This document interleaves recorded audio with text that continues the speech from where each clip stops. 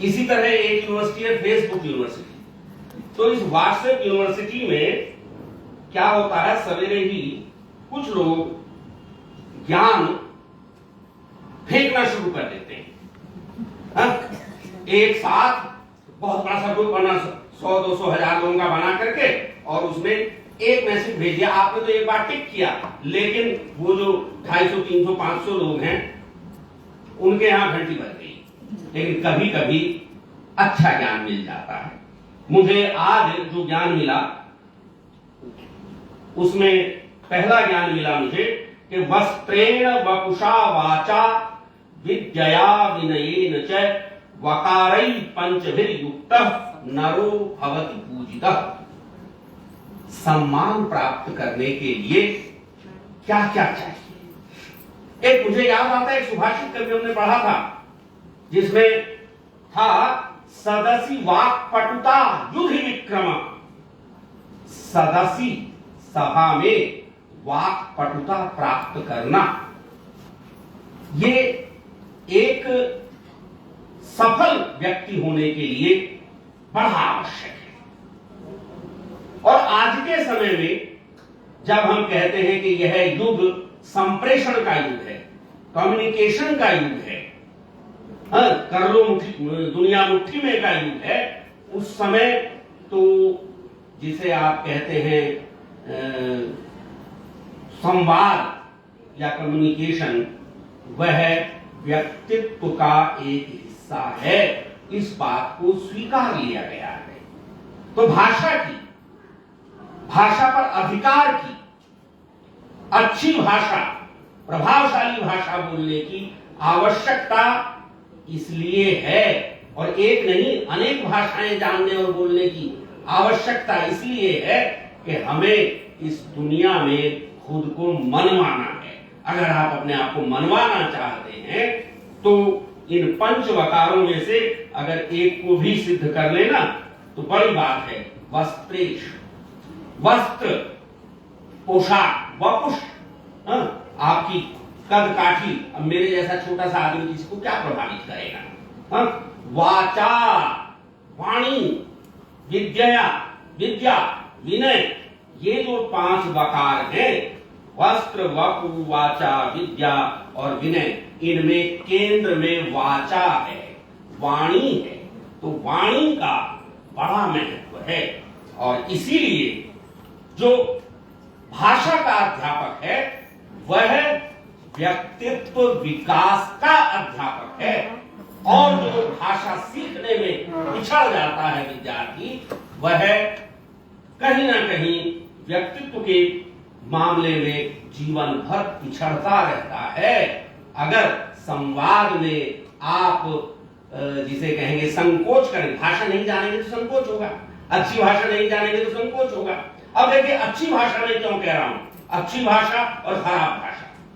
लोग कहते हैं बार भाषा का क्या है जी, ये तो संप्रेषण का माध्यम है, विचारों को प्रकट कर दिया। अब तुम्हारी समझ में आ गई ना बात जो मैंने कही?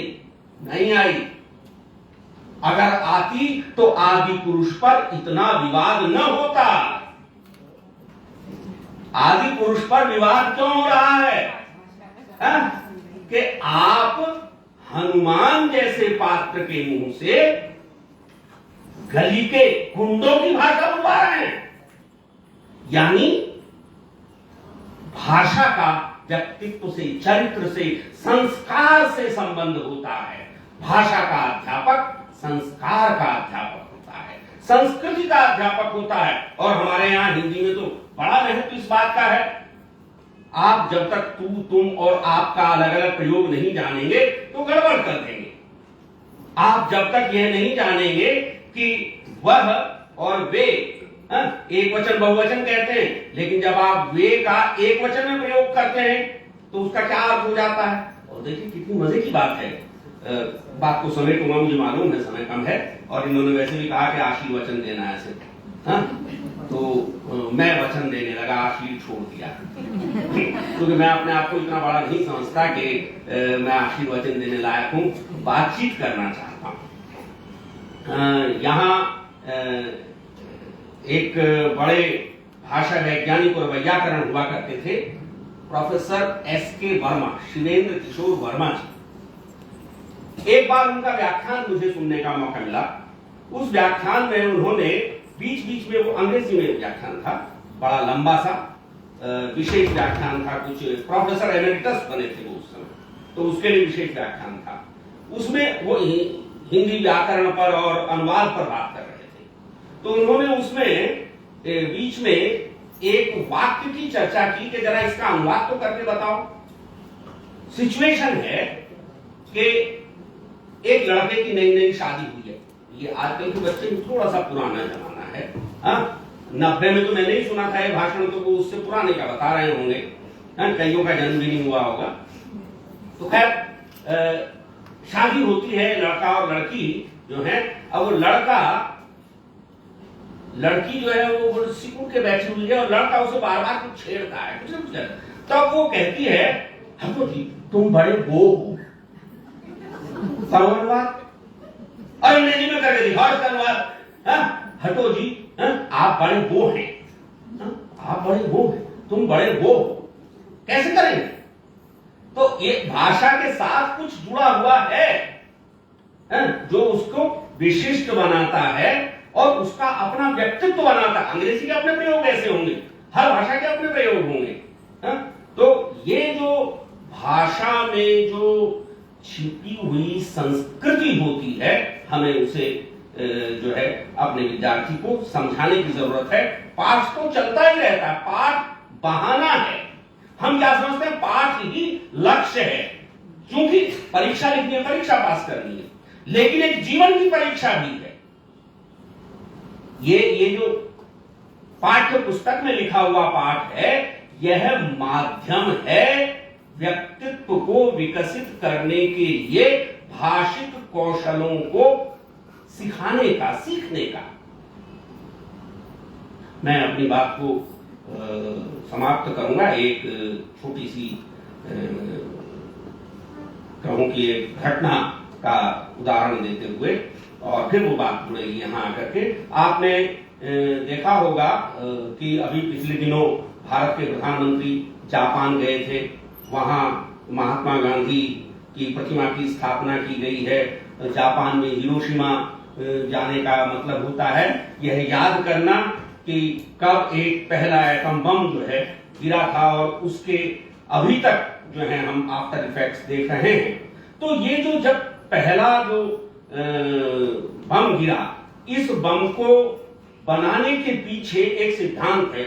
शायद आप में से किसी ने फिजिक्स कई लोगों ने जरूर पढ़ी होगी, 10वीं तक तो सभी पढ़ते हैं। उसमें आइंस्टीन का नाम पढ़ते हैं। आइंस्टीन ने एक सिद्धांत दिया था, E = mc², एनर्जी का एक फार्मूला। उसी फार्मूले का परिणाम जो है वह परमाणु ऊर्जा प्राप्त हुई है, और परमाणु ऊर्जा का एक प्रयोग परमाणु बम हुआ।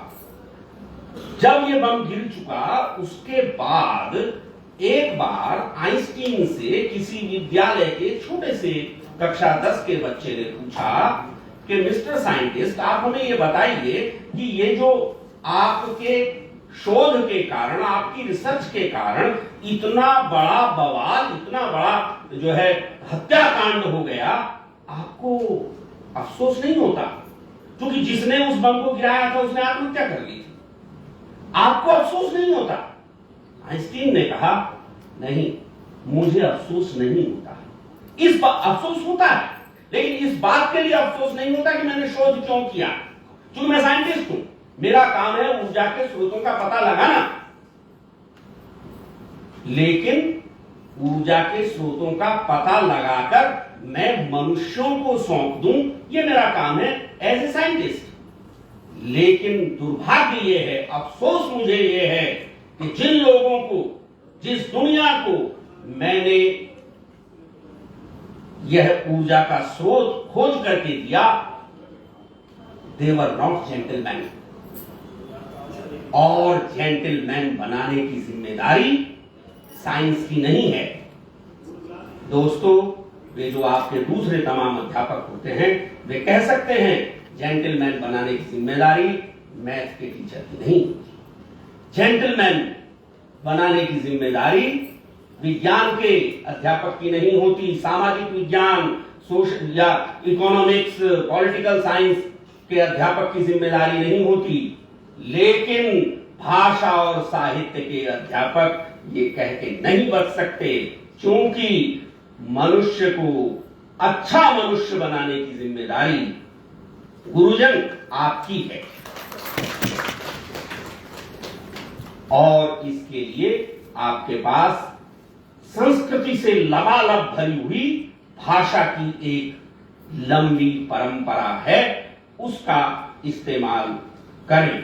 और वैसे भी आप जानते ही हैं कि क्या है साहब, कि यूराणी न शोभयंती पुरुषा, लोग जो अलंकार आभूषण पहनते हैं वह उनकी शोभा नहीं होते, बल्कि वाग्भूषणम भूषणम, वाणी ही असली आभूषण है। इसलिए इस वाणी में चमत्कार पैदा हो, हमारे विद्यार्थी जब हिंदी बोले, हिंदी का प्रयोग करें, तो ऐसा लगे, लोग सोचें कि भाई ये वास्तव में एक कोई भाषा पर अधिकार रखने वाला व्यक्ति बोल रहा है। ऐसी योग्यता उनमें उत्पन्न कर सके, यह तभी संभव है जब पहले हमारे अपने भीतर वह योग्यता और आत्मविश्वास हो।